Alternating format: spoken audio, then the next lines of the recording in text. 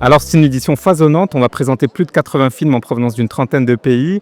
C'est une édition, on va présenter à la fois des films de très grands cinéastes, de nouveaux cinéastes, parce que je rappelle que la compétition officielle du festival est dédiée à la découverte de premiers et second long métrages, enfin la découverte de cinéastes qui font un premier et second ou deuxième long métrage.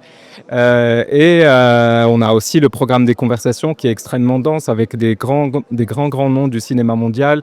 Bong Joon-ho, Guillermo del Toro, Jodie Foster, Nadine Labaki, Yosra, Tahar Rahim, des conversations croisées entre les actrices Virginie Efira et Cara Mastroianni, entre les réalisatrices marocaines Asma El Moudir et Karima Saidi autour du documentaire marocain. D'autres grands noms. On a Bill Kramer, le directeur général des Oscars, qui va venir nous parler des coulisses de cette institution qui est la plus grande, la plus prestigieuse dans le monde du cinéma.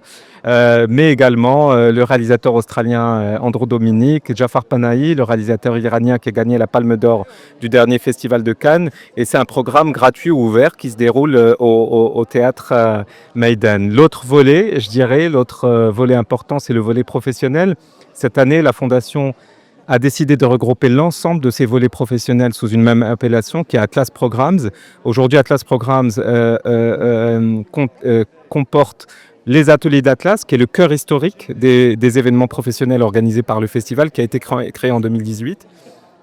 Atlas Distribution, qui est un volet dédié à la distribution, la diffusion des films arabes et africains sur le continent.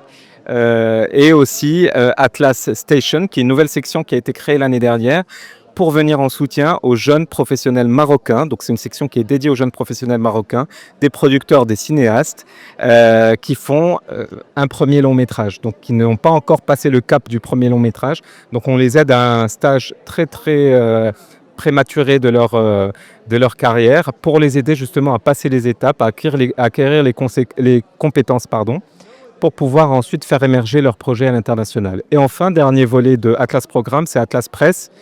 C'est un événement qu'on a lancé l'année dernière. C'est un programme, c'est un atelier d'initiation, de perfectionnement de critique de cinéma, avec un premier volet qui est dédié aux journalistes qu'on organise en juillet à Casablanca, et un deuxième volet qui a lieu pendant le festival de Marrakech à destination des étudiants.